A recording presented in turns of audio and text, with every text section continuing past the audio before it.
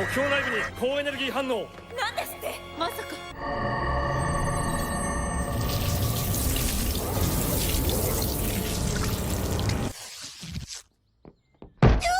Bobby, open the door!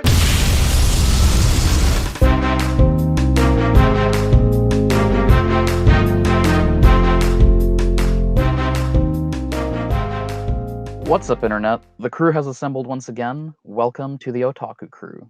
In this episode, we'll be talking about all things cosplay. And much like our recent Chainsaw Man episode, which you should totally go and listen to, by the way, we've got a special guest on the panel joining us today, which I'm very excited about. So before we get to that, I just want to let you guys know that you can catch our podcast on Anchor, Spotify, or on our YouTube channel, The Official Otaku Crew. If you like our content, please consider giving us a subscribe or follow so you don't miss the next episode. We'd love you forever for it. All right, let's get into it. So today our topic is going to be all things cosplay. So not particularly focusing around one anime or anything in particular like that, but we're just going to be talking about cosplay. And we can get to introducing the panelists for today. I'm joined by Leifon. What's up, Leifon? Hey, what's going on, everyone? I'm Leifon. I'm the co-founder of the Otaku Crew podcast, as you well know by now at this point.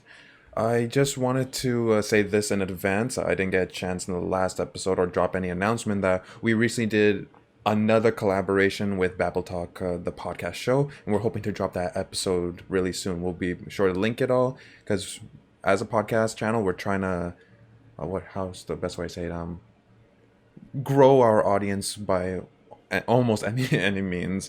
That means more guests, and this year I would like to get more guests on the show, because last year it was just mostly us with some guests. This year the goal is to get more guests and just to expand the community and all that good stuff. So I'm happy to be here. All right, that's some exciting news. I didn't even know about that. That's cool. Insider information, my guy. Yeah. And of course, speaking of special guests, today we are joined by a friend of mine, a special guest star, Haze. So welcome to the show, Haze. Hello, welcome. I feel welcomed. That's perfect. So for the audience out there, I'll give you a bit about Haze. He's a cosplayer. So he's like I've seen a lot of his cosplays already. They're really great, and we'll talk about how he makes them.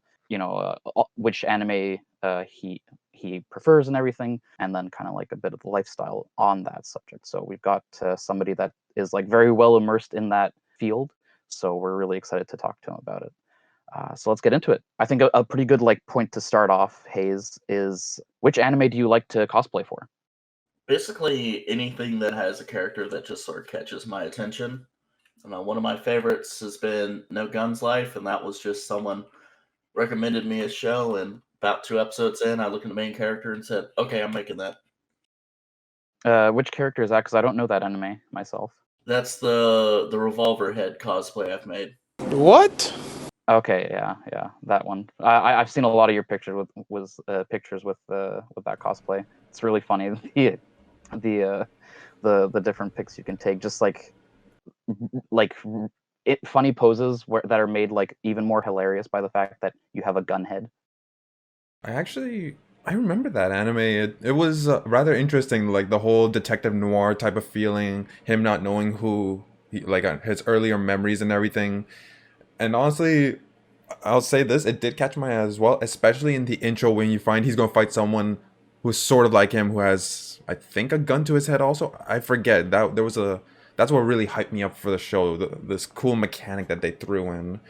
But Hayes, if you actually went ahead and did that, I'm honestly amazed. Like, did you when you made the headgear, how are you seeing is my question. Did you have to put eye holes in a specific place, or the gun holes were big enough to see through? How did that work? For this one, it's actually the mouth. If you see pictures of it, the mouth is slightly open, and that's actually the eye holes. Oh, okay, that's cool. I never noticed that. Yeah, actually, so for this one, it's kind of tough for this episode because Haze has so many different cosplays, and they're all really good. And I've seen them, I've seen pictures of them, but for podcast form, it's going to be tough to for the audience to be able to visualize it well, I guess. But at least for this one, Haze's avatar on right now is that cosplay, so you can actually see what he's talking about if you're watching the YouTube version of this. Oh yeah, that's true. I didn't notice that. I thought, honestly, if I'll be perfectly honest, I thought it was a stormtrooper for some reason. I wasn't paying close attention. Well, now you know. Now I know. Now I know. I'm curious though. What was people's reception to that cosplay, or just cosplay in general? Every time you've done it, have you had a positive encounter with it? Some negative encounter, heard things, or anything like that? It's been mostly positive. I think the funniest is I know y'all talked about Chainsaw Man. Recently this year, I made Katana Man cosplay, and I get a lot of feedback when I first walk up to people or friends who haven't seen the cosplay. They always just look at it as like, I didn't realize how intimidating that is when you first see it, or because I'm also just a very tall person. Oh yeah. Oh, Katana Man, good choice. Good choice. Nice. Honestly, it just has a really cool design, and to be able to bring that to the real world, I find that's just awe-inspiring, personally. Yeah, especially the way that Haze does them.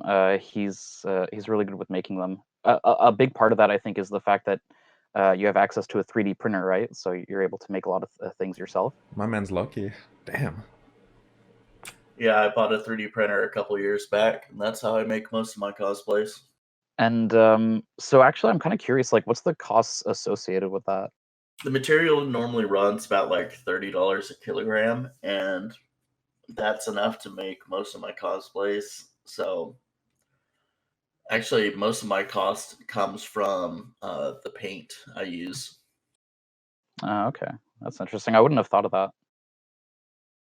For anyone interested, take notes. You need a 3D printer. If you can invest in one, get one. Shut up and take my money. Yeah, and they range in price, and you don't necessarily need one. Before I had a 3D printer, I did stuff with foam. I guess I like how rigid the 3D printed parts are. Yeah, and definitely like based on the pictures that I've seen of your stuff, a lot of it comes out looking really nice and clean. Whereas like if you make stuff out of foam or any other kind of material that you like shape entirely by hand, it's not like it doesn't end up looking as clean, I guess, sometimes. Unless you're like really getting good at it, it's tough to kind of compare the quality that you can get out of a 3D printer. Well, even then, if you look at other people who do 3D prints, and even some of my earlier work, it's something you have to learn because all of the prints are going to be multiple parts, and making sure those seams look good is very important. Yeah, that's true. There's a lot that goes into it that like if you're not a part of it like you are, then it doesn't probably come through because like for someone on the outside looking at one of your cosplays, a lot of them just look like, wow, it looks like you just stepped out of the anime just like that, and it doesn't necessarily it's not like a given to see all the different like work that goes into it, but there is a lot of it that goes into it. So, one thing I did kind of want to ask is, oh well, here, like what other characters do you have cosplays of so far? Right now, the main ones I've been doing, other than Juzo and Katana Man, have a couple that are like mainly stuff I bought. One is Shin from Dorohedoro. That was just a mask from Amazon and a prop hammer I made. Mr. X, that's almost entirely bought from various locations. I think the main component for that was a mask from Etsy and a trench coat that I also use for the Katana Man cosplay. And then some other closet cosplays like John Constantine, just simple things, or what's one of the gym leaders from Pokemon Sword and Shield, like the grass one. I forgot what his name is. Milo, I think. Yeah, him. And Right. then oh yeah, and I did Hanami from Jujutsu Kaisen, but I did that once and never again because body paint was miserable. Not a great plan. Oh right, I remember that one came out really good, but yeah, body paint is an art unto itself. Yeah, I bought a morph suit, but I've never painted the morph suit. Mm. Yeah, Curious. Sorry, Monado, but I'm curious. When you say closet cosplay, I don't know what that term is. It means like something simple, just with clothes I had in my closet. Like John Constantine is just khaki pants and a button down and a trench coat. So it's things I already had that I really don't need to do anything special for. Oh, I see, I see. So, would we say like often you see people dressing up as Spider-Man and all that? That'd be technically a closet cosplay. It's just a suit. There doesn't go much into making it. No, it's more of like street clothes, like something most people would have in their closet. Oh, okay, okay. Much more casual and all that. yeah. Like if you think, I know one of them that you just got completed recently, or I think you were close. I don't remember if you finished it. Was like a body improvement club member from Mob Psycho. Yeah, and that's just gym shorts and a white T-shirt. So that'd be a good example of a closet cosplay. Yeah, exactly. So that's like stuff like that is a lot like easier, or it makes it easier to get into cosplay, right? Because it's like simple stuff that people will probably recognize, especially if they're like big fans of that show and of those characters. But they make it like easier to get into cosplay. Well, Um, oh, yeah, go ahead. well, that's just some a side note I want to make. Well, it might diverge just a bit from the topic. I hope not. Is that from the way you describe it that 3D printers aren't necessary to like make cosplay. It's an avenue, but there's just multiple avenues to making cosplay. You got people who do from foam, people who sew clothes and all that, and there's and it is in itself an art form, just like how the anime My Dress Up Darling represented making cosplay from how we saw Jugo. Jugo? Was it Goju? Gojo? Oh my god, I'm not getting I the don't name right. remember the character's name, honestly. All right, I think it's Gojo. okay, thank you. Because I think of the other Gojo for some reason. We saw him working with actual fabric and materials, not often anything of the nature of foam and all that. So, if and I guess Hayes, you've seen the anime, right? I've seen clips. I haven't actually watched it yet. Okay, well, would you well from the clips you've seen, would you say that the anime is representative of what of how the cosplay actually goes to be made? Yeah, I'd say it's pretty close. Like you said, I have friends who most of their cosplays they make through sewing and fabric work, and that's just not my specialty. I guess that's why I don't relate to the show as much. That makes sense. Yeah, actually, Leifon, you kind of jumped into a question that I wanted to get into. Oh, my bad, my No, bad. no, no, no, no problem at all. It's a good, just like natural progression of the conversation. But it was something that I wanted to ask is like, because My Dress Up Darling is the show that comes to mind for me for like a portrayal of cosplay. But I don't know if there's any others. Like it's not a genre that I watch very often. So I kind of wanted to ask you, Hayes, if there are any other anime that you know that are like good portrayals, or if you don't think that there's many of them out there any at all. I honestly don't know because other than My Dress Up Darling, there's not an anime I can think of that really like touches on cosplay. I don't know. I can't think of anything off the top of my head. Okay, well at least it's not just me then, because Mhm. like when My Dress Up Darling came out, I think it was pretty novel for that, and then obviously like they were going really hard to make like the best girl of that year, right, with Marlon.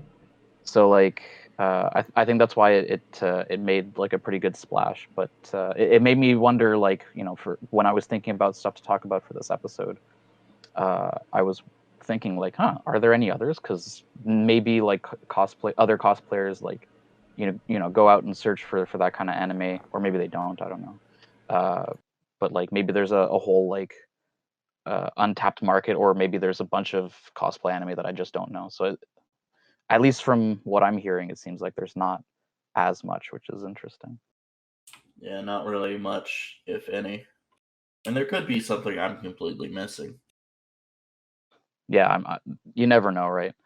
Could we make the argument that card captors technically had an element of cosplay? Because every time she went off to capture the stolen cards, she always had a different outfit made by her friend. So, I'm on the fence about that.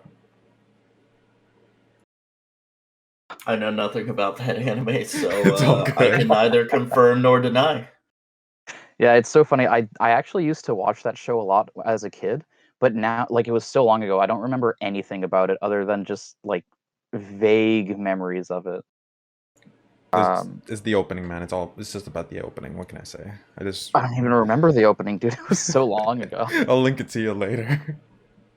But yeah, I mean, I think like, because I know Card Captors was like, I kind of remember that they did make different outfits for the different episodes, but it was like overall it was like a pretty fantastical thing, right? Like it wasn't very based in reality, whereas like My Dress Up Darling is more, it's much more like realistic, right? Like it's really just real people doing it, right?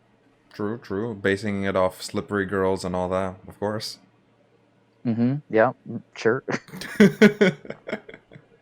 But actually, what they do, something that they do look at in My Dress Up Darling, and I wanted to ask you about Haze, is conventions. Like, you know, obviously, uh, one of the big things that cosplayers do is they gather at conventions to show off their cosplays, right? So, have you done any like conventions at all, or and kind of what's that experience like? I go to conventions all the time. I actually was just at a big one last weekend, KatsuCon in DC. Nice.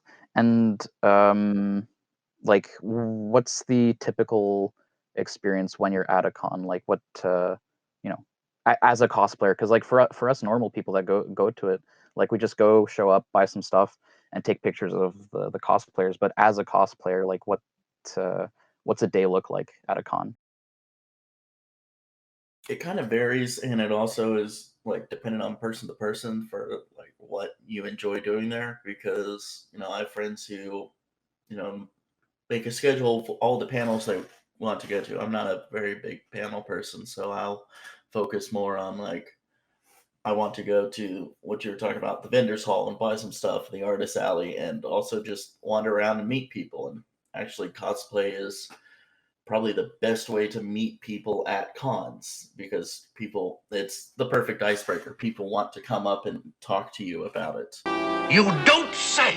But also for going through the vendors hall and stuff, I normally start off my day out of cosplay just so I don't get stopped as much. And number two, because most of my cosplays are difficult to see in and kind of clumsy to walk in, like especially Katana Man, you can't really walk through a crowd in that cosplay.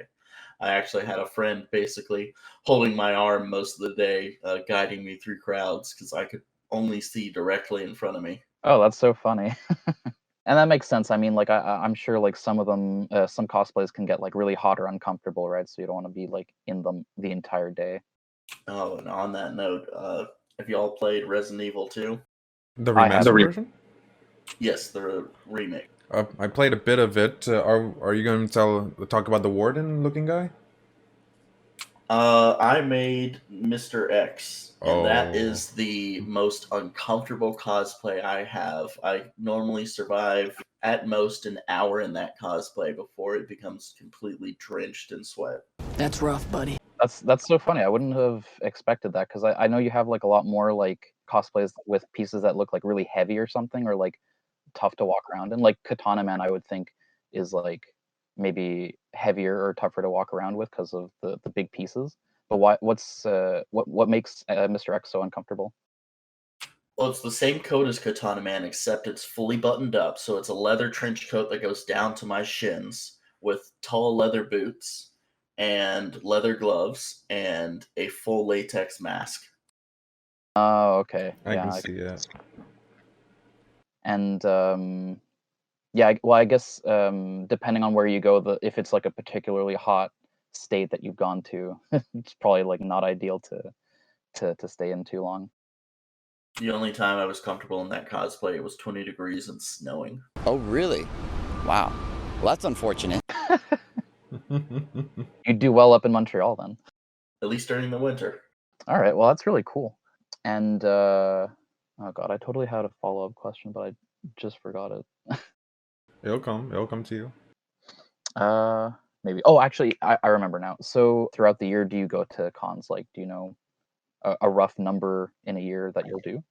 Normally once a month, especially counting like smaller local cons I'll go to. Like there's one this weekend about 20 minutes from my house I'm probably going to.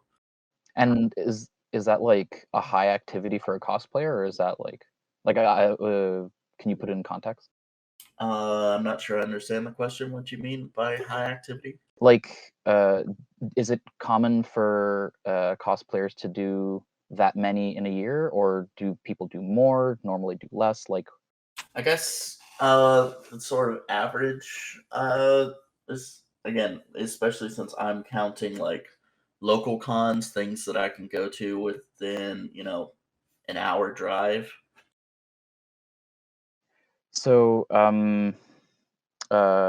yeah, I guess like, because there are actually this is a question I'm curious about. Is there like such a thing as a professional cosplayer? Yes. Okay, and what like makes them a pro? Like, do they get sponsored or something? Is that Yeah, sponsorships and I guess just people who like make money through their cosplay. I know like someone I know started like clothing lines that are cosplay related. I think it's like almost like lingerie that's like anime themed. oh saucy? Yeah, boy. That actually reminds me. I've seen on Twitter. I follow this one guy that does some really good Spider-Man cosplays, and I found out one day that he actually like sells. He makes and sells cosplay pieces as well. So I guess that's like another way that people can like can make it into an actual like profession, which is really cool. And I do that on the side as well. Do commissions for friends and other people. Oh my god, that's true. I totally forgot about that. I remember you used to talk about that a bit. How I feel like the last time you mentioned that was like maybe a year or two ago, but it's true. I remember you did that. Well, just last month I did two commissions. Well, I finished two commissions. I had been working on one since August. It had been taking me forever. It was actually a Chainsaw Man head, and wow, that was just not a lot of fun to make. And then I also made a Bomb Girl as well. What were the challenges with the Chainsaw Man head? It was mainly the just a bunch of small parts. The teeth on the blades, like the actual chainsaw teeth, are individual parts. I had to print, sand, paint separately, and I probably had hundreds of tiny little chainsaw blades. Oh god, yeah, I can see that. All right. Lily Fun, did you have any other questions that you were like curious about? Yeah, I'm curious. At a convention or just in general, what are some of the most popular cosplays you've seen, or ones that are being so overused, sort of? It always varies, and it's kind of funny. You can just look at the cosplay and know what's popular at the time. Like right now, actually, it's been basically since last fall, Chainsaw Man cosplays have been everywhere. Like even before the anime came out, they were everywhere. Really, I would have assumed Genshin Impact or something like that. Oh, Genshin is also like everywhere. I'm not very familiar with Genshin, so it's like, what are all these cosplays? And friends are like, oh, that's Genshin. I'm like, oh, that's what that is. Yeah, that makes sense. It's harder to recognize if you don't know the game. Like I wouldn't be able to either. Although I feel like some characters you can probably tell right away. Yeah, or there's also some. It's like, is that Genshin? No, that's Fate. And I'm like, okay, I don't know what either of those are. Yeah, that's funny. Oh my god, Tensa would be so mad if someone said, I don't know what Fate is. He'd be like, what? I know what it is, but I'm not familiar enough to recognize most of the cosplays, except for the one blonde girl in the blue dress. Fair, fair, Yeah, fair. she's like the poster child for that one, right? Yeah. Also, because I have friends that have done that cosplay. I guess on that note, what you're talking about professional cosplayers, the person I went to Katsucon with she was telling me it, like, I guess not professionally, but she does it while she's in school, and it's just like, oh yeah, and I'm making 6 figures off of cosplay stuff. I'm like, what? Really? How? Sign me up. I don't know. That's crazy. I mean, hey, if it pays the bills, that's great, and you like Yeah, doing it. and I've seen her do sponsorship deals and stuff, like with companies that make cosplays or other various things like that. Makeup companies are also a very popular sponsor for cosplayers. Right, that makes sense. Yeah. Oh, you know what? I feel like this is a really like simple question that I probably could have like started off with, but how long have you been in cosplay, and how'd you get into it in the first place? I've always wanted to do it, and I've like made costumes since high school, but I didn't really start till I guess 2019. Francis loves to tell the story. Will knows Francis. That's my sister. That's actually how we met. Uh, I went through a major breakup, and a week later, I spent a stupid amount of money on that 3D printer, and that ended up being a great way to a great coping mechanism because I started going to cons and making cosplay, and I made a bunch of great friends through that. Oh, okay. I didn't realize that it was so recent actually, because like you and I, we met maybe 2020, right? So that was like just a year after you had started, and you seemed like you really knew your stuff, so you picked it up pretty quickly once you got the printer. I'd done some 3D printing in college because I'm an engineer, so it's like something I was already familiar with. Gotcha. This is here. It's the anime story right here, folks. Go through a major heartache just to find something that he'll grow into and becomes excellent at it. I like it. I'm not trying to Honestly, make fun yeah. of it, of course, by no means.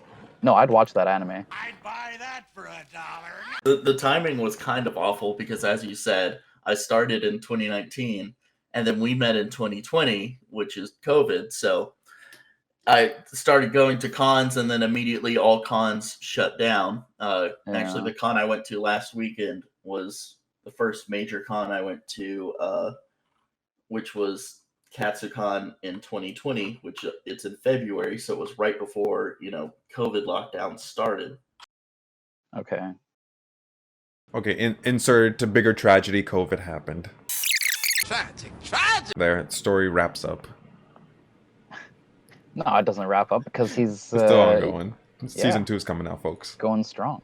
That's what matters. Yeah, cons opened up, and even during like COVID times, I one of my friends who he have what we call DJ Con, which is his birthday every year. A bunch of us helped him fix up his shed he had in his backyard and enclosed it and turned it into like a storage shed and for all of his cosplay and a photo studio. So once a year around his birthday, we all go to his place and just do cosplay and drink. This video is sponsored by NordVPN. VPN stands for Virtual Private Network. It's a tool that encrypts your internet traffic and hides your IP and virtual location. You might be asking yourself, why do I need this? Well, you like watching anime, right? Or shopping online? Or browsing the internet using the public Wi-Fi? But are you aware of the digital snooper?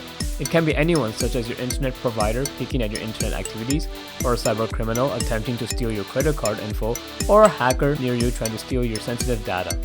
This is where NordVPN comes in. It makes your internet activity private, protects you from accessing dangerous websites, and lets you enjoy your favorite anime content securely and remotely. NordVPN also allows you to overcome internet censorship. All your traffic is routed through a remote server, so you can access websites that are restricted in your country. If you want to watch anime that is only available in Japan and not in your country, then use NordVPN to connect to Japan's server. It's that easy. NordVPN is available on most devices. You can also download NordVPN from the App Store. Use our link to download NordVPN. Get started today to protect yourself. That's awesome. With that, actually, I want to insert something now that we're talking about cons. But once again, I'm not trying to diverge from our main topic. I try not to. Oh, you're fine. This last summer, summer 2022, I did go to our con in our city here.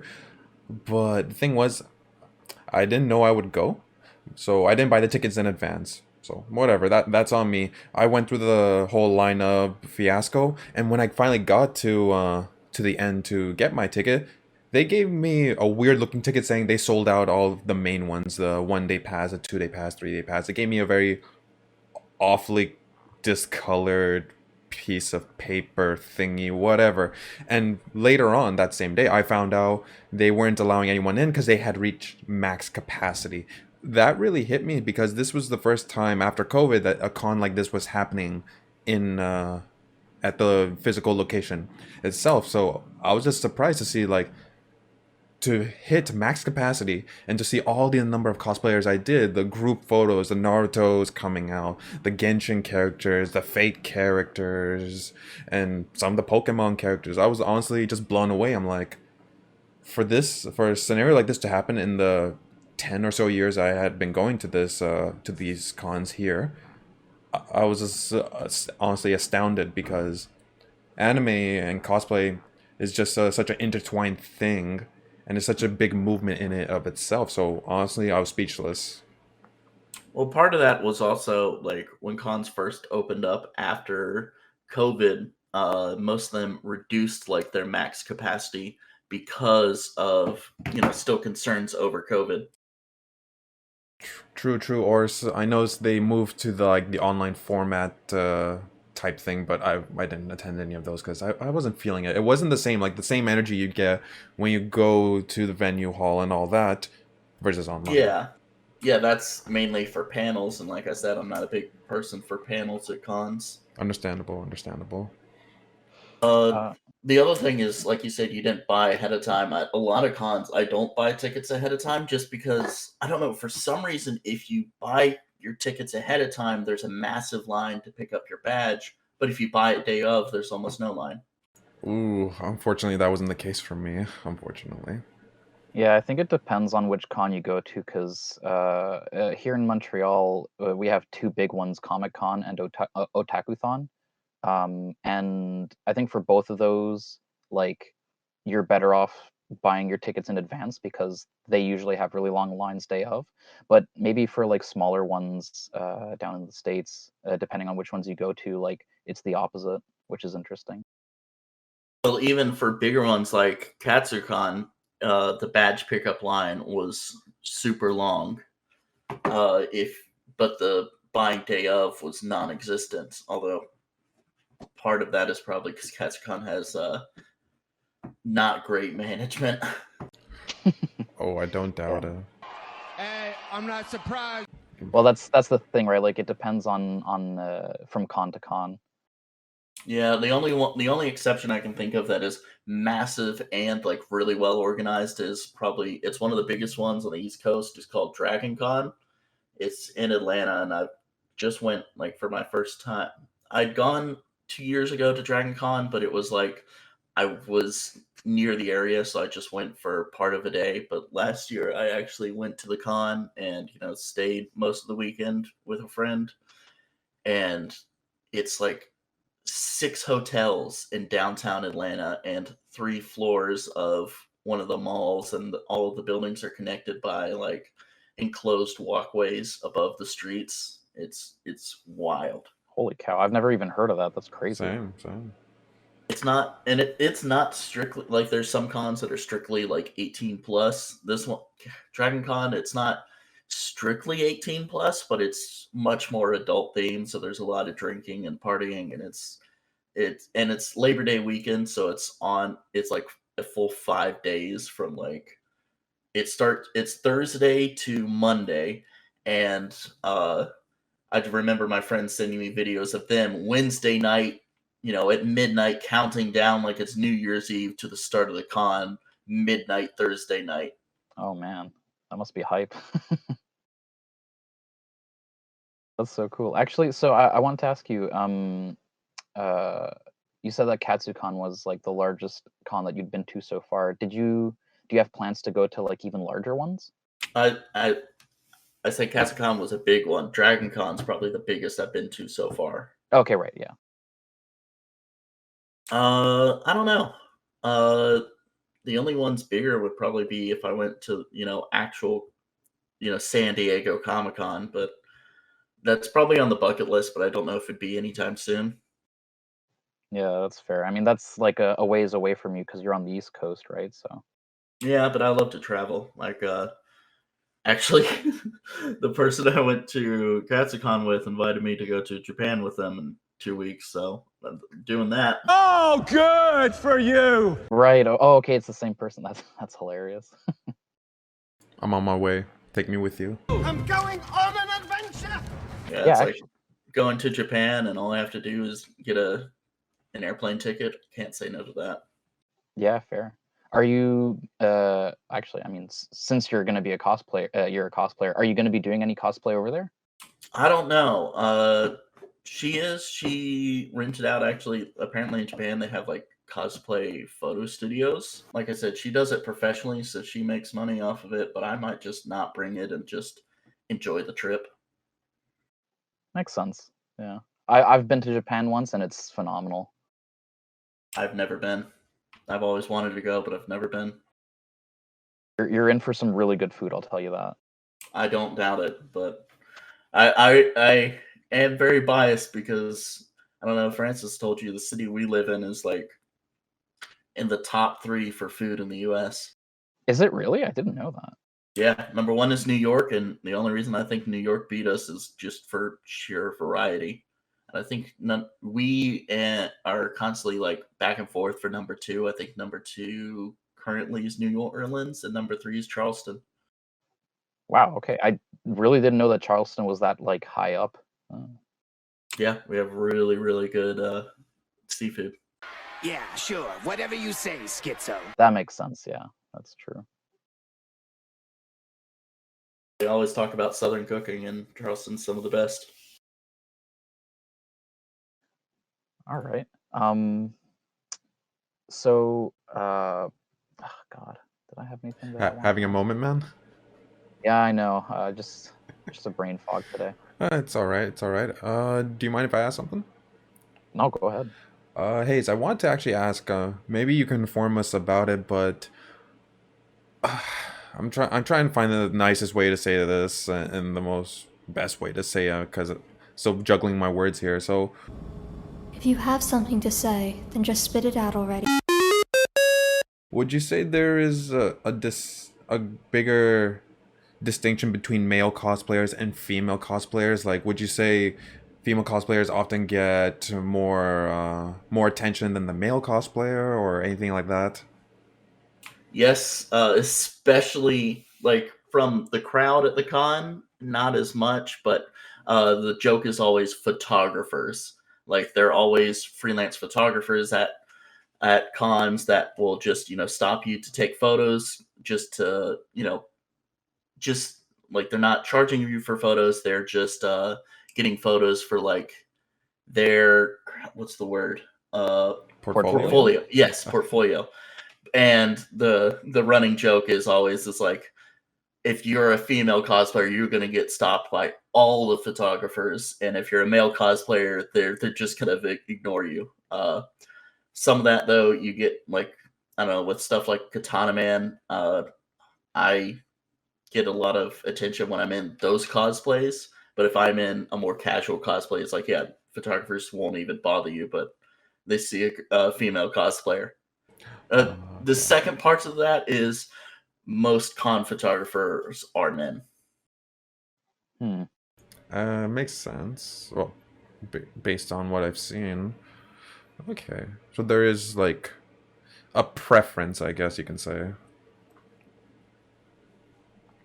Do you think that stems from just like them being creepy, or just like is there something else there at play? I guess also their target audience.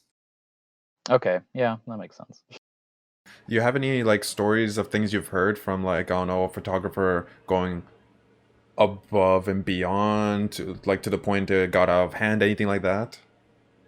Not personally. I know there are some, and there's always like when cons are coming out, people will share information like, hey, these is like, avoid these photographers, they're being kind of creepy. or avoid these specific cosplayers. They're being kind of creepy. There is one I see all the time, and I don't know, it's an interesting thing where I have some friends who know this person outside of cons, and they're like, "Oh yeah, outside of cons, he's a really great guy." But all the experience I've had with him are at cons, and I just really do not like him. I guess he's putting on, playing a character for his social media following, and he just comes off as very, very obnoxious. And my interaction with at Dragon Con, when I was doing the Hanami cosplay, he was there as East-Dory, and he asked me to do like a photo shoot with him or video something with him. And I said, okay. And then hours later, when I'm leaving the con, my body paint is falling off. I'm exhausted. He came up and asked me again. And I'm like, at this point, I put a shirt on over the body paint. So I'm like, that's a pretty clear indicator I'm done for the day. And he just would not leave me alone. He's like, come on, let's do this video. I'm like, no, I don't want to. And he would not leave me alone. Come here, boy! Ugh, okay, yeah. Persistent, if anything. Damn.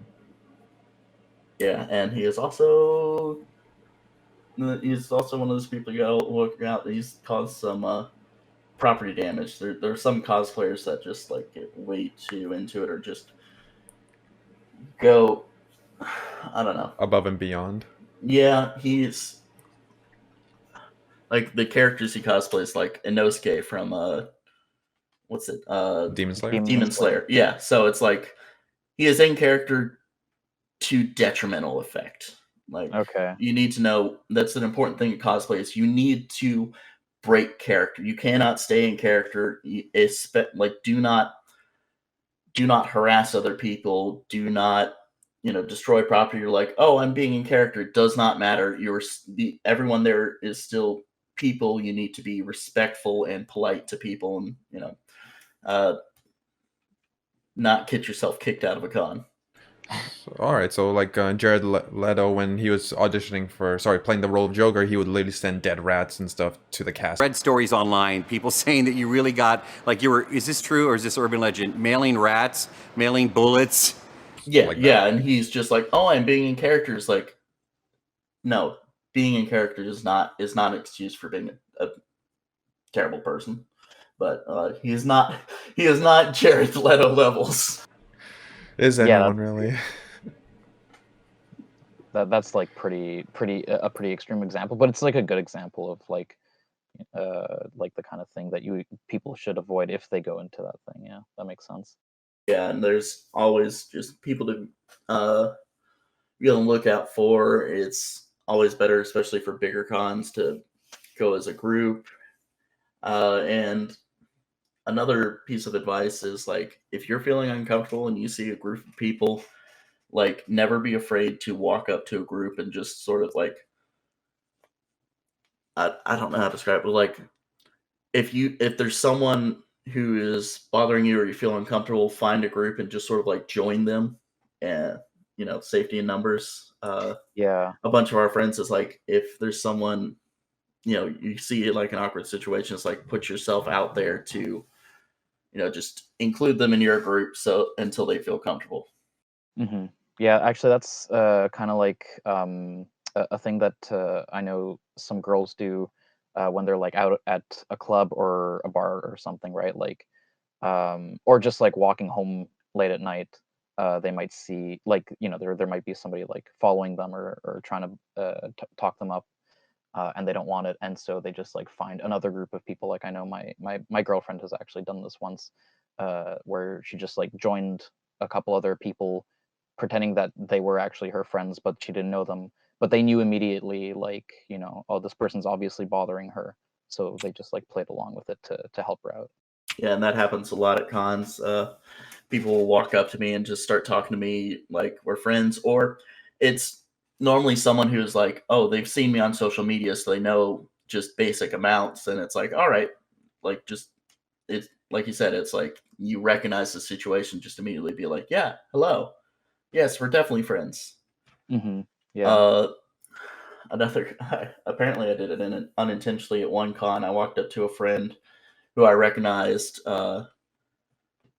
and just started talking to her. And later she's like, "Oh, and thank you. The guy right next to me is like, you noticed the guy next to me was being a creep and you came up and helped me out." I'm like, "Actually, I didn't notice that at all. You were just the only person in this crowd I recognized." And I walked up and said hello.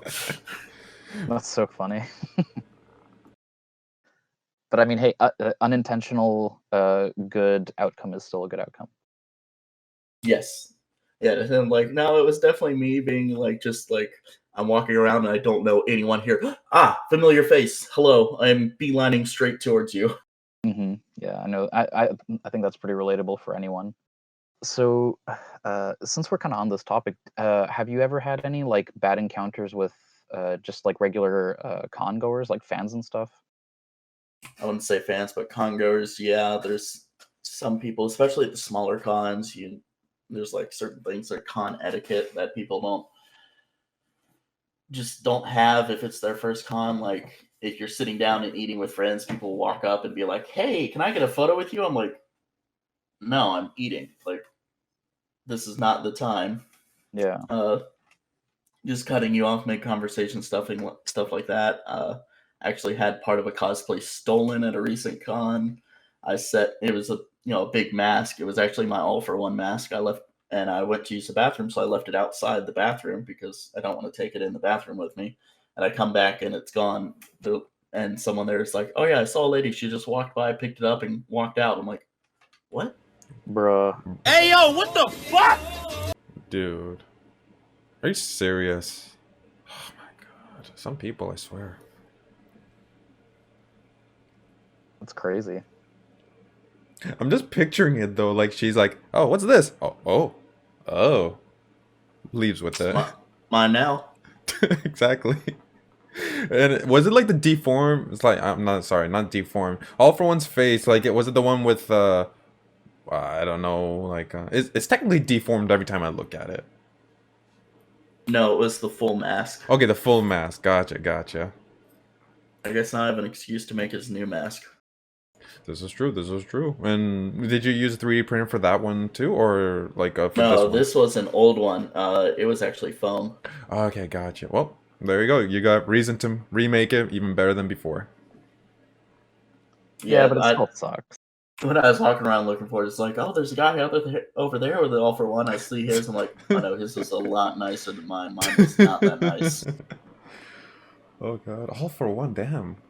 I don't think I've ever seen someone actually do that character. I've seen All Might in a casual form, like the white shirt and the green khakis, and then flexing their muscles and doing the laugh, but never in like the hero suit. I've seen a bunch, but I also have a friend who does a bunch of superheroes. He's done All Might, he's done Metro Man, he's done Omni Man, he does Superman. Like any superhero like that, he does them. That's cool. He's actually one of the friends I went to Dragon Con with. Actually, I think his handle is Almighty Cosplays. I love it. All right. Well, I think we've done a pretty good run through of everything that we wanted to talk about. So it's a good spot to call it for this episode. Thanks so much, Leifon and Haze, for joining me on this cosplay deep dive. And thank you to you guys, the listeners, for spending some time with us on this really cool topic. I know I had a lot of fun having a special guest on with us and talking all things cosplay. Same. If you like our content, you can catch us on Twitch at twitch.tv/theofficialotakucrew, where Leifon streams games regularly throughout the week. You can check out our TikTok, The Official Otaku Crew, or our Instagram, Think Otaku Crew, to keep an eye on when the next episode drops and more. And that's it. So thanks everyone once again, and have a great one. Peace out, guys.